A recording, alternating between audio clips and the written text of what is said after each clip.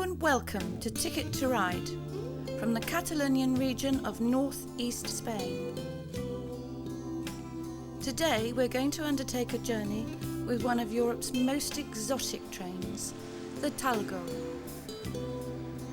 For us, it all starts here, Portbou, a tiny frontier town, actually more a village, near the border with France, at the point where the last southern fringes of the Pyrenees finger the sea.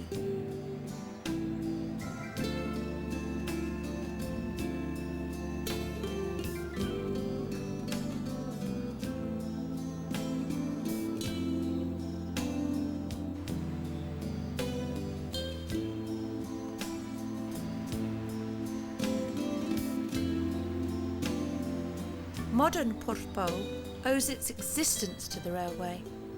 The huge train shed reflects a period when all international passengers changed trains and boarded the carriages of the wide-gauge Spanish railway trains for their journey south.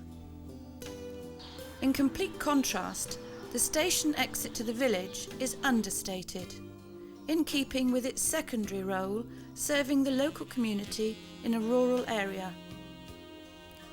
The simple brown and cream structure, the bunker, located to the northeast of the train shed, has changed the nature of Portbou as a station and has helped change the nature of Spain's rail connections with the rest of Europe. This is the home of the ingenious system that allows Talgo passengers to travel from France to Spain, or vice versa, without leaving their seats. The barrier between the European standard gauge and the Spanish or Iberian broad gauge is breached on the move. However, as we shall see, there is still a slight pause to change traction. So, how does the magic work? The system works on the principle of wheels that are locked to a given position on their tiny stub axles, rather than being permanently fixed. It's the unlocking and relocking of the wheels precisely and on the move that is the really clever bit. The fixed installation in the bunker causes all this to take place. In turn, the Talgo is lifted from the running rails.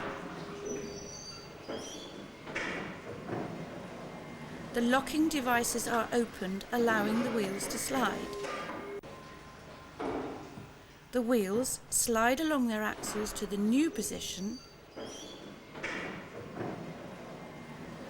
and then they are relocked, this time to their broad gauge position.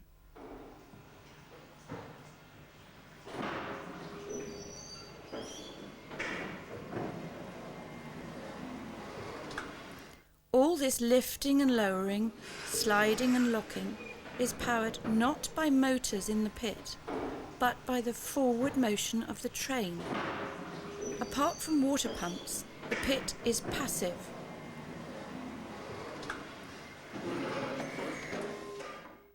To really understand the system though, you have to be able to think in 3 dimensions.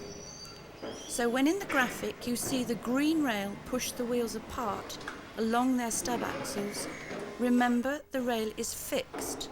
It's just laid in a very shallow V that progressively forces the wheel sets out or in according to the train's direction. When the running rail disappears, in fact it just dips down in the pit beyond the travel of the Talgo's suspension. When it reappears, it's at the alternate, in this case, wider gauge. While all this action is going on, the weight of the train is taken on pairs of skids on the outside of the fixed axle boxes. These skids have their own rails and are lubricated with water as the Talgo passes over. Talgo sets heading south are propelled through the system by a French standard gauge locomotive. The broad gauge Renfe locomotive picks up the train halfway through the process and hauls the remaining coaches through. It then hauls the complete set into Portbou station and it is ready for its journey.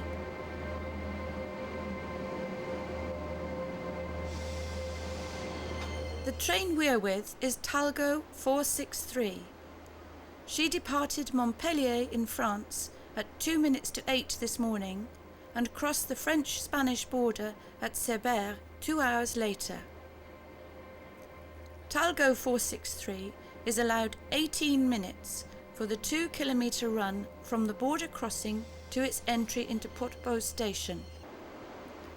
Most of this time is consumed by the traction change. The Talgo's ultimate goal is Alicante.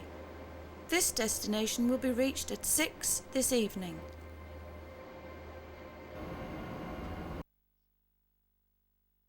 On her route south, she will pass through the heart of the Catalonian capital, Barcelona, and then run down the Costa Dorada, the Gold Coast, to Tarragona and Valencia. It's a great run, particularly for the coastal views south of Barcelona, and a run that can be taken in considerable style and comfort.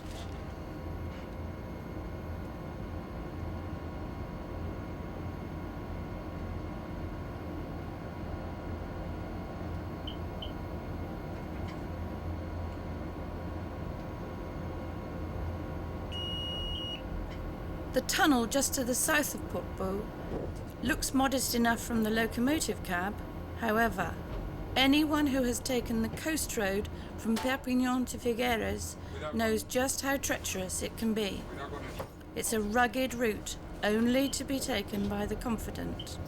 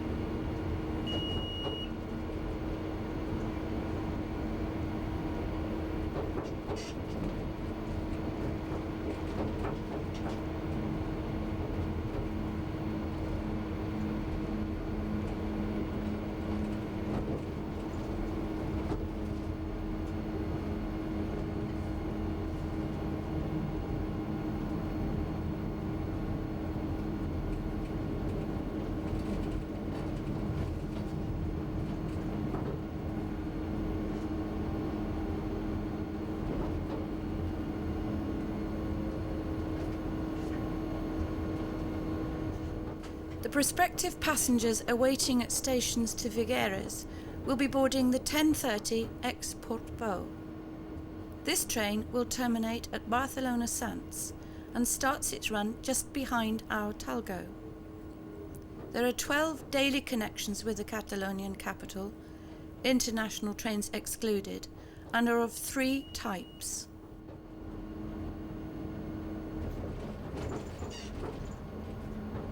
The 10:30 is a Delta. These are limited stop trains, at least south of Girona, but are formed of the same Mitsubishi designed and CAF built Class 447 EMUs as the all-station regionals, which form the second type.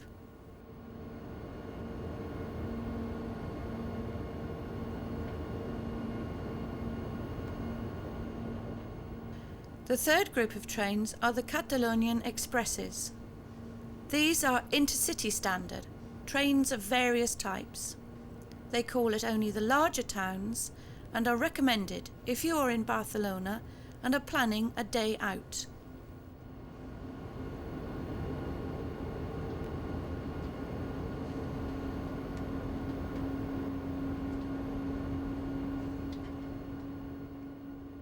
However, only 1 train per day of this category runs north of Figueres. They run mostly in the morning and evening peaks, both north and south of Barcelona. Many of those entering the provincial capital from the south, Tarragona direction, will call at Sants but terminate at the superb Franca station near the Olympic Village. For more information, have a look at Ticket to Ride out and about Barcelona.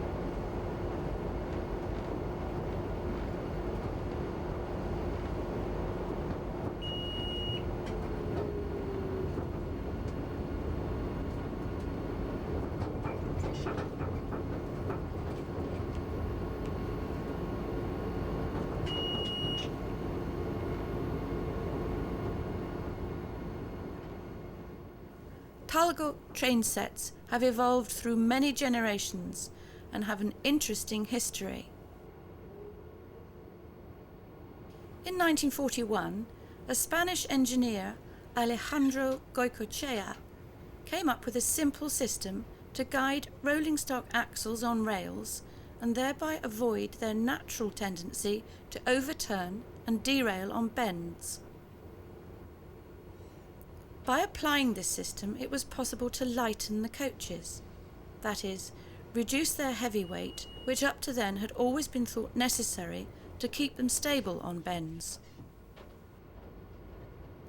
Senor Goicoechea's vision was truly revolutionary and gave rise to the Talgo trains. The idea was given flesh thanks to the economic support provided by José Luis Doriol, a dynamic and forward-looking businessman who took the idea to heart and created the first Talgo company.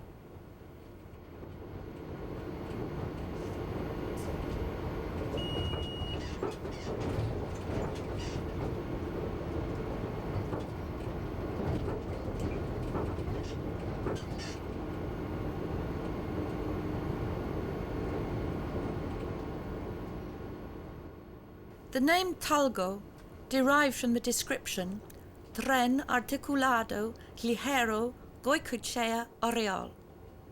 Train articulated lightweight Goicoechea Oriol.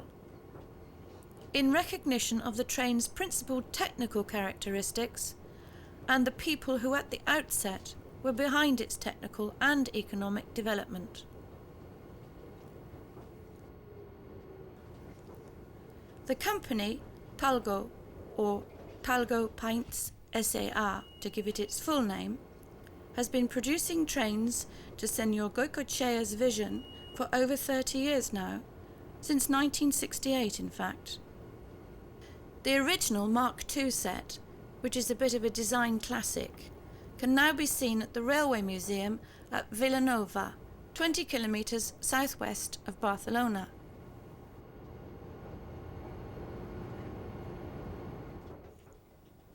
We're now up to the Mark VIIs that are also known as Talgo 2000s.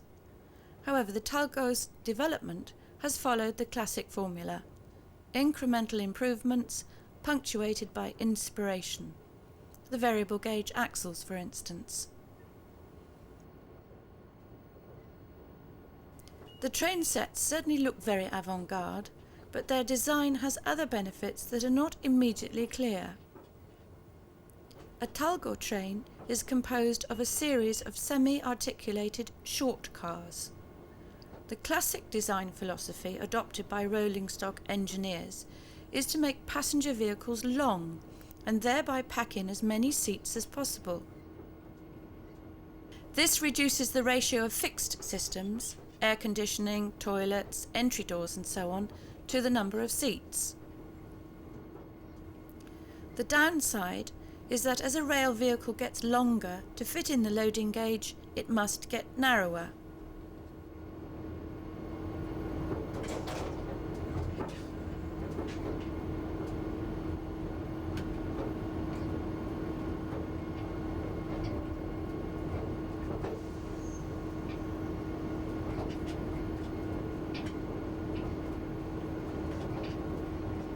The Talgo short vehicle length allows for a considerably wider structure.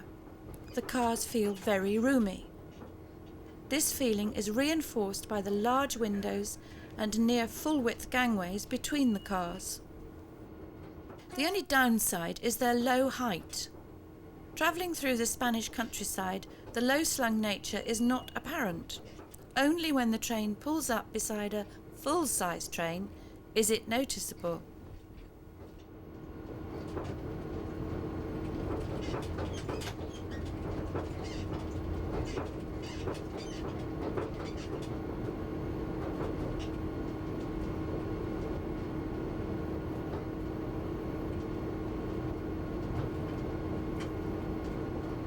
Modern Talgo trains, like ours, are equipped with a tilt system. It's a natural or passive system known as pendular. The cars are free to swing out, reacting to the natural centripetal forces that are at play during curving. The sets run well, even where the track is not laid to SBB standards.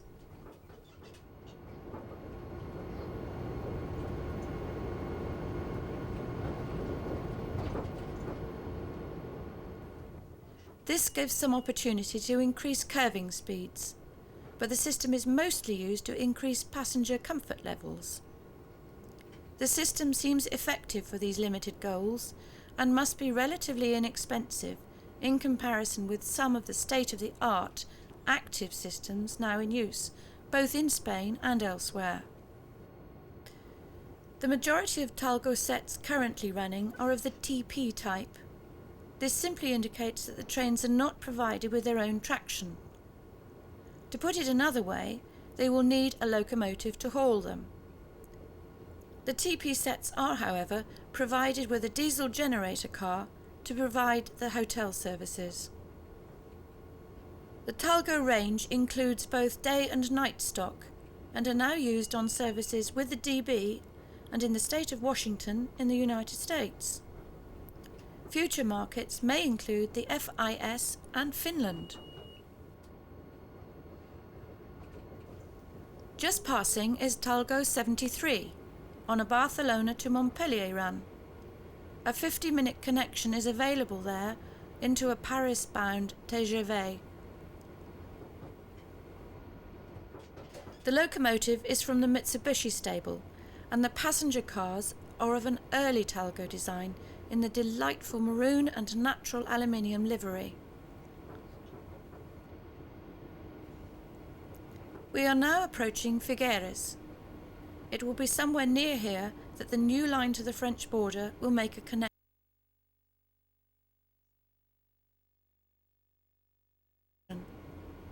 The line is being treated by GIF, Gestor de Infraestructuras Ferroviarias, as part of the Madrid to Barcelona AVE project. North of Figueres, the completely new line will involve the construction of a major tunnel under the Pyrenees at Montalbert and will follow the route of the A7 motorway. South of Figueres, the line will run in close company with the N11 regional road parallel to the existing line. The high-speed line will be built to the European standard gauge and will be suitable for both passenger and freight.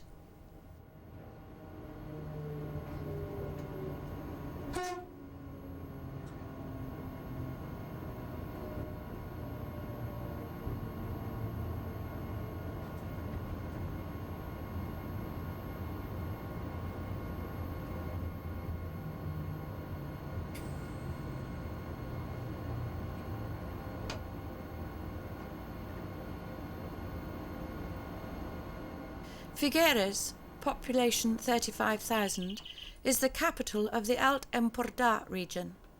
It's a commercial centre of some note, but its claim to fame is as the birthplace of the surrealist artist Salvador Dali. In his own lifetime, Dali created his own museum in his hometown. It's housed in the old theatre and is just about walkable from the station, or at the cost of a short and inexpensive taxi ride. It's a wonderful folly, and an enjoyable couple of hours can be spent there, even by the most Philistine. The museum is the second most visited in Spain, being popular with the Spanish, French, and perhaps surprisingly the British. The new line, when it arrives, will no doubt increase the Dali Museum's fortune still further. What fate awaits the classic line to Portbou is unclear. It seems most likely to survive. Local Renfe management dismissed talk of re-gauging the line, but a late entrant into the possibilities would see one track of this double-track route converted to standard gauge to act as a diversionary route, and the other remaining broad gauge for local traffic.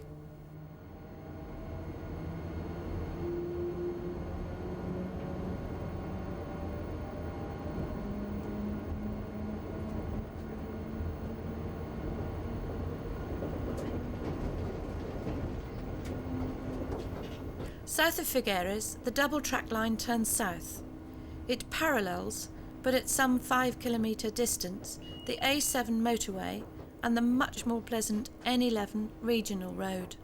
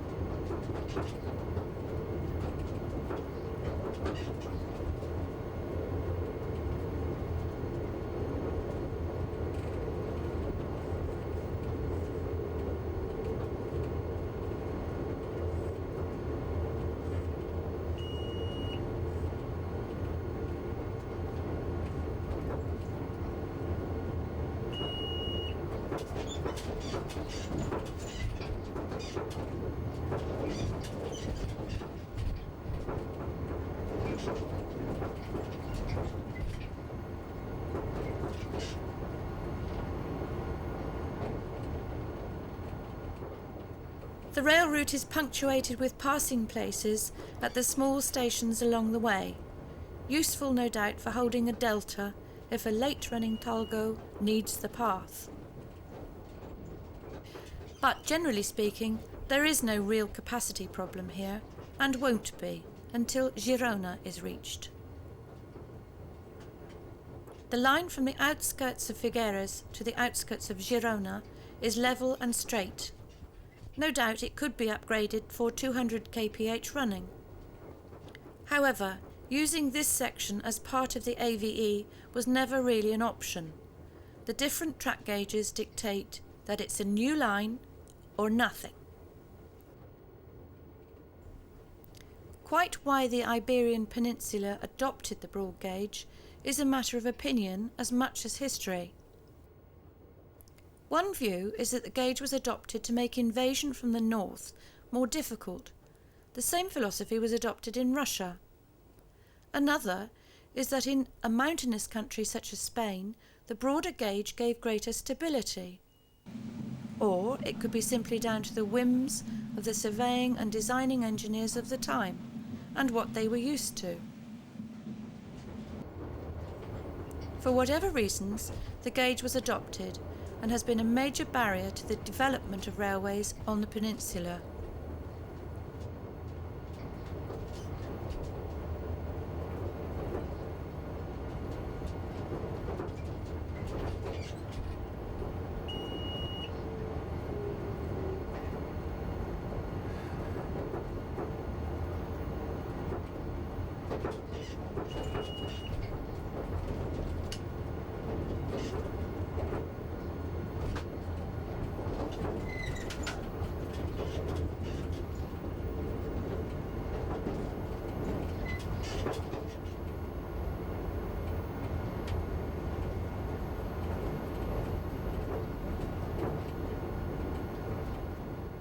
Just south of the station at Sant Miguel, the Talgo passes El Fluvià.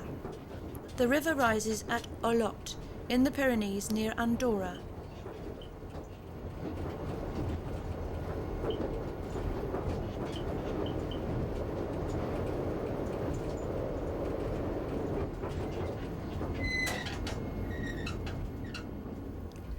While the old Mitsubishi-built electrics can still be seen at the head of a Talgo, the train's most constant companions are the Eurosprinter-derived Class 252 from Siemens.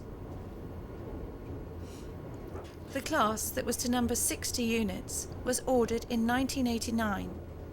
15 of the class are dual voltage machines, 3 kV for Renfe's classic network and 25 kV for the use on the new high-speed lines, AVEs. Delivery of the class started in 1993 and all 60 were in service by 1996. These machines, the first to use 3-phase asynchronous traction motor technology in Spain, weigh in at 89 tonnes for the dual voltage version and have a service speed of 220 kph. Your cameraman adds the comment that the ride was a little lively at times. The driver had the benefit of a seat with a good 9 inches of sprung movement, a facility that the camera and the operator did not share. The locomotive has no mechanism for compensating for any increased lateral acceleration to which the driver is therefore subject. It can be a tough life at the front. Talgo sets are also used away from the electrified lines. The route north from Madrid to the Basque capital Bilbao is a good example. There's an electrified route all the way via Medina del Campo, but this is very indirect. A shortcut exists that cuts directly through the Castilla la Vieja to the tiny town of Riaza.